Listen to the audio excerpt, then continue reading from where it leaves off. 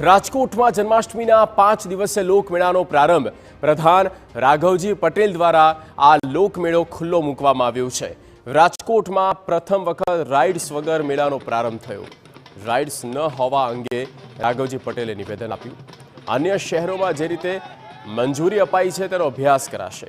પૂર્વ સીએમ વિજય રૂપાણી મેળાને ફિક્કો ગણાવ્યો। આ વખતનો મેળો ફિક્કો છે તેવું કહ્યું।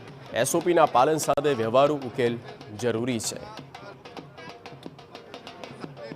કમનસીબી વાત એ છે કે રાઇડ્સને મંજૂરી આપવામાં આવી નથી। ટીઆરપી ઝોનના જે દુર્ઘટના પછી હાઈકોર્ટના કડક વલણને કારણે લોકોની સેફટી માટે આ વખતે રાઇડ્સના નોર્મ્સ અને એ બધું નક્કી કરવામાં ટેકનિકલી મંજૂરી મળી નથી। એટલે આમ જોઈએ તો મેળો એ થોડોક ફીકો છે। મને જે જાણકારી મળી છે એ મુજબ વિધિવત રીતે રાઇડના સંચાલકોએ સરકારી તંત્ર પાસે અરજી કરી નથી।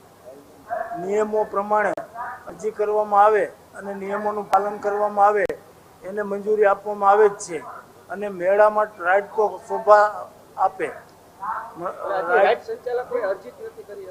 મને જે માહિતી મળી એ મુજબ કોઈ વિધિવત અરજી કરી